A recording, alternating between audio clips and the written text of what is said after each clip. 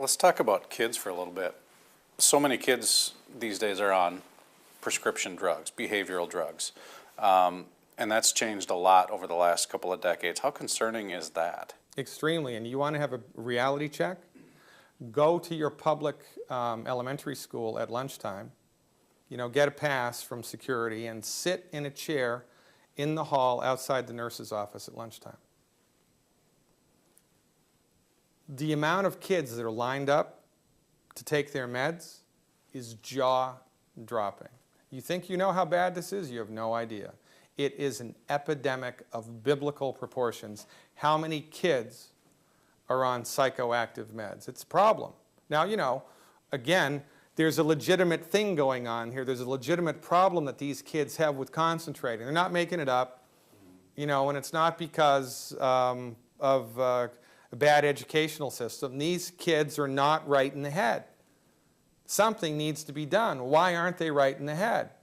Because what do they have for breakfast? Margarine, Sunny D, sugar smacks, right? And then for lunch, skim milk and pizza, right? Loaded with gluten. They've never taken a vitamin supplement in their entire life. Their body is developing in an undernutrified state. And so guess what? Something's going to break. So they can't think straight. They can't concentrate. They're crazy. They're reactive. There's a medical doctor, one of the few medical doctors, MDs in the country that I respect. Her name is Doris Rapp, R-A-P-P. She did groundbreaking work on the relationship between the consumption of foods that children are allergic to.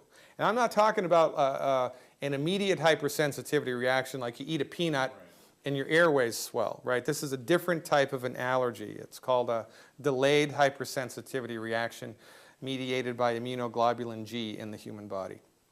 So you'll eat a food that you're allergic to, and 10 minutes later, these kids are going off the wall. Off of the wall. Their behavior is unbelievable, and it's uncontrollable, and it's not the kid's fault. It's a biochemical reaction that's happening in the body because they've just consumed unwittingly a food that they're allergic to.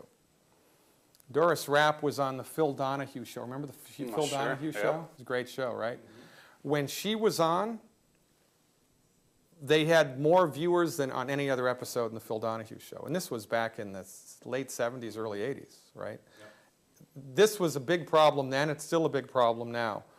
And again, you must understand, right? Your MD may be the nicest person that God ever created.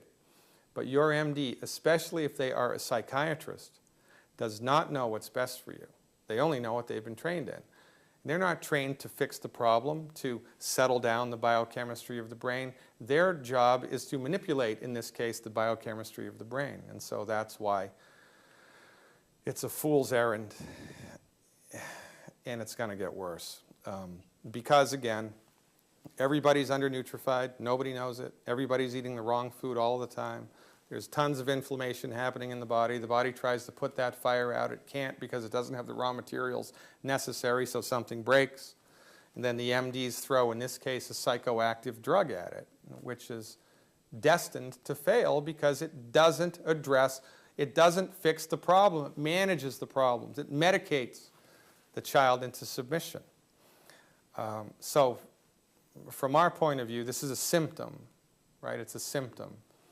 The same way that infertility is a symptom, the same way that unbelievable rates of autism are a symptom, the same way that skyrocketing arthritis is a symptom, skyrocketing Alzheimer's is a symptom. And don't even get me started on obesity. 1/3 of the American population is obese. It's increased by 30% in the childhood population. It's nuts. And you're not overweight because you're lazy. You're not overweight because you have a bad gene. You're not overweight because your stomach's too big or because you have a stomach. You're overweight because you have nutrient deficiencies and your body is starved to death. Your body knows it's starved to death. Your body forces you to eat to fill up your nutrient tank, but the food that you're eating doesn't have the nutrients you need. So you'll pig out at Olive Garden because you have to. You'll eat 3,000 calories in 30 minutes, and 2 hours later, you're starving again. And then you go to your medical doctor and he tells you your stomach's too big, so gastric bypass or lap band surgery.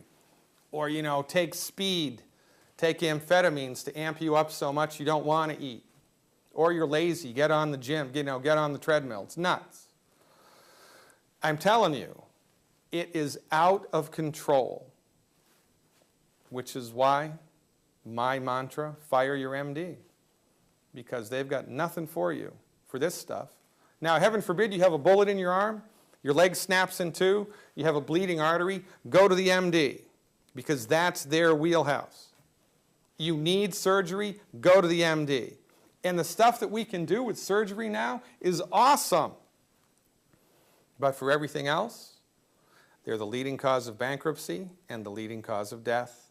And their philosophy of healing is outdated, old-fashioned, incorrect, and dangerous.